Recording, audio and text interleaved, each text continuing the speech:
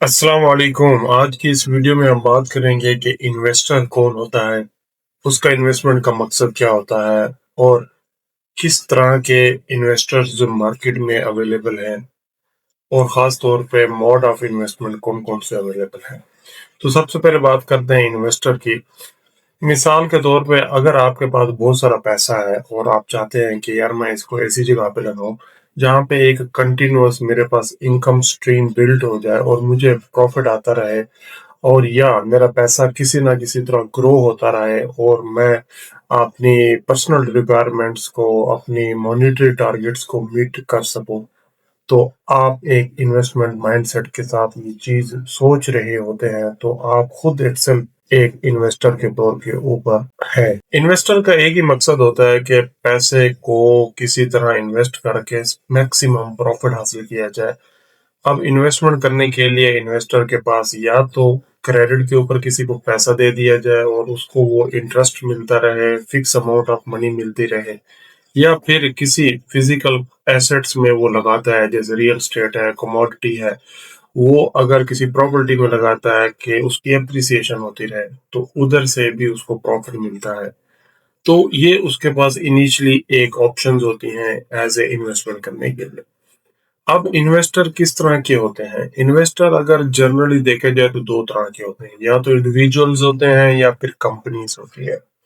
Individual में मुख्तलिफ किस्म के इन्वेस्टर्स होते हैं। इंडिविजुअल्स में आप एज ए इन्वेस्टर खुद एक इन्वेस्टर है। इंडिविजुअल कैपेसिटी में आपके नेटवर्क में जितने दोस्त हैं, आपके फैमिली के मेंबर हैं, अगर वो भी ये माइंडसेट रखते हैं कि यार हमें हमने भी इन्वेस्टमेंट करनी है, तो डेफिनेटली वो भी एक इंडिविजुअल कैपेसिटी में एज ए इन्वेस्टर है।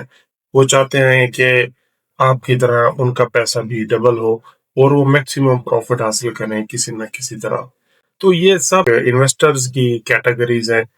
फिर अगर हम बिजनेस स्टार्टअप्स में हैं और मैं खुद एक ऐसे स्टार्टअप के ऊपर काम कर रहा हूँ, मैं चाहता हूँ एक कंपनी बनाऊं, आइडिया लेके आऊं और उसमें मुझे इन्वेस्टमेंट चाहिए, तो आप शुरू शुरू में अर्ली स्टेज के ऊपर अपने दोस्तों से पैसे लेते हैं, आप अपने पैसे उसमें डालते हैं, अपनी फैमिली के पैसे डालते हैं। तो ये जो आप पूल बना रहे हैं, ये स्टार्टअप के अर्ली स्टेज के ऊपर इन्वेस्टमेंट की सारी अपॉर्चुनिटीज को आप इवेल्युएट कर रहे हैं, उसको इकट्ठा कर रहे हैं ताकि आप मैक्सिमम इन्वेस्टमेंट कर सके और फ्यूचर में जो आप टारगेट कर रहे हैं उस स्टार्टअप से रिटर्न हासिल कर सके। फिर कुछ होते हैं रिटेल इन्वेस्टर। छोटे छोटे बहुत से इन्वेस्टर होते हैं जो अपनी स्मॉल अमाउंट के साथ इन्वेस्टमेंट करना चाहते हैं, वो रिटेल इन्वेस्टर होते हैं। फिर हम इसी तरह इंस्टीट्यूशनल इन्वेस्टर्स की बात करें तो मुख्तलिफ किस्म के इंस्टीट्यूशनल और कॉरपोरेट इन्वेस्टर मौजूद हैं। कंपनीज की शक्ल में इन्वेस्टर होते हैं। मिसाल के तौर पे जैसे इन्वेस्टमेंट कंपनीज मौजूद हैं, बैंक्स मौजूद हैं कि हमारा कोई पैसा हमसे ले ले इंटरेस्ट के ऊपर और हमें वो इंटरेस्ट देता रहे। हम ऐसी जगह इन्वेस्ट करें जहां से जो हमारे पास लोगों के डिपॉजिट्स पड़े हैं, हम उनको यूटिलाइज करके आगे हम इन्वेस्टमेंट करके पैसा प्रॉफिट कमा लें और लोगों को डिपॉजिट्स वापस कर दें। तो इसी माइंडसेट के साथ बहुत सी कंपनीज आती हैं और वो अपने इन्वेस्टमेंट करती हैं और रिटर्न्स और प्रॉफिट लेके चली जाती है।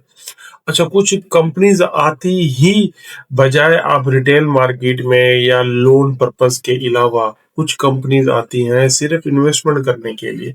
मिसाल के तौर पे कुछ कंपनीज हैं जिन्होंने देखा कंपनी लॉस में चल रही हैं और मैं आके ना इसमें पैसा लगाता हूँ और मुझे लगता है कि ये इसमें पोटेंशियल है और 2 3 4 साल मैं उसमें इन्वेस्टमेंट करता हूँ, तो उसके बाद ये प्रॉफिटेबल हो जाएगी तो मैं क्या करूँगा, हाई वैल्यू के साथ इसको बेच के निकल जाऊंगा।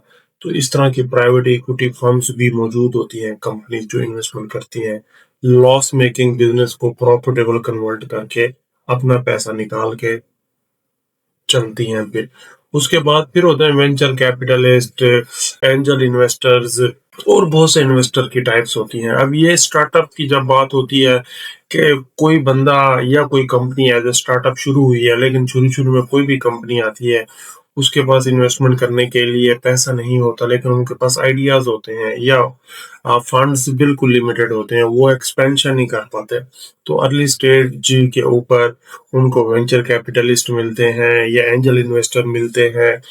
तो वो क्या करते हैं, उन एंजल इन्वेस्टर से अर्ली स्टेज इन्वेस्टमेंट फंड्स लेते हैं, शेयर कैपिटल उनके साथ शेयर करते हैं ताकि वो अपने एक्सपेंशंस कर सके।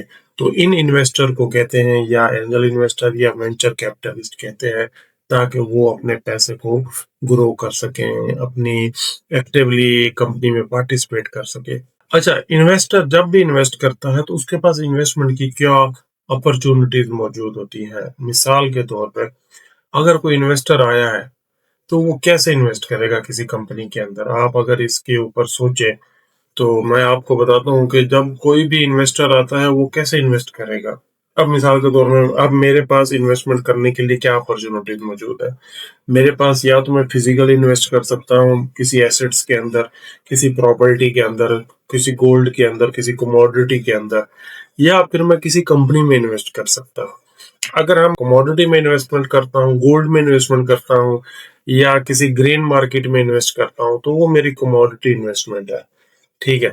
इसी तरह अगर मैं प्रॉपर्टी में इन्वेस्ट करता हूँ तो वो मेरी रियल एस्टेट की इन्वेस्टमेंट है, ताकि मुझे वहां से रेंट आता रहे, लीज पे दे दो, मेरी प्रॉपर्टी एप्रिशिएट होती रहे। तो ये एक मोड ऑफ इन्वेस्टमेंट है मेरा, और वहां से मेरी कंटिन्यूअस पीरियोडिकली एक प्रॉफिट या रेंट की शक्ल में मुझे पैसा मिलता रहेगा। फिर अगर मैं चाहता हूँ यार नहीं मैं किसी कंपनी में इन्वेस्ट करूँ, तो फिर आपके पास ऑप्शन मुख्तलिफ किस्म की आती है कंपनीज में इन्वेस्ट करने के लिए। या तो आप उसके शेयर कैपिटल में इन्वेस्ट करें, स्टॉक मार्केट में जाएं, उसके शेयर परचेज करें और उसमें कुछ परसेंटेज आप हासिल करें अपनी वैल्यू के हिसाब से, तो आप उसके शेयर में इन्वेस्टर बन जाएंगे, आप कंपनी के उतने परसेंट शेयर्स के मालिक होंगे। फिर उसके पास बॉन्ड्स आते हैं। फिर कुछ कंपनीज क्या करती हैं, फिक्स इनकम बॉन्ड सर्कुलेट करती हैं, ये एक लोन की तरह होते हैं। मिसाल के तौर पर बजाय आप इक्विटी में पार्टिसिपेट करें, आप उनके लोन के डॉक्यूमेंट में पार्टिसिपेट करते हैं। मिसाल के तौर पे एक एक बॉन्ड इंस्ट्रूमेंट वो लॉन्च करते हैं कि आप हमारे फॉर एग्जांपल हम आपको 10% मंथली इंटरेस्ट देंगे अगर इतनी वैल्यू आप इसमें इन्वेस्ट करेंगे मिनिमम। फिर इसी तरह म्यूचुअल फंड होते हैं। म्यूचुअल फंड क्या होते हैं कि बहुत सी म्यूचुअल फंड्स कंपनीज अवेलेबल हैं जो मुख्तलिफ किस्म के फंड्स बनाए हुए हैं। उसमें क्या होती है, क्राउड फंडिंग वो करते हैं बहुत ज्यादा रिटेल लेवल पे। बहुत ज्यादा इन्वेस्टर उसमें लेते हैं, कंपनीज भी हो सकते हैं, इंडिविजुअल भी हो सकते हैं, हर बंदा उन फंड्स को परचेज करता है। अब वो म्यूचुअल फंड्स कंपनीज क्या करती हैं, आगे वो मुख्तलिफ किस्म की इन्वेस्टमेंट करती हैं। वो रियल स्टेट में भी हो सकती हैं, वो इक्विटी फंड्स में भी हो सकती है, वो फिक्स इनकम फंड्स में भी हो सकती हैं। वो बहुत ज्यादा पैसा उनमें लगाती हैं और वहां से वो कंटिन्यूस एक इनकम जनरेट करती हैं, और फिर वो प्रॉफिट जो है वो म्यूचुअल फंड होल्डर के जो यूनिट होल्डर्स हैं उनको डिस्ट्रीब्यूट करती हैं।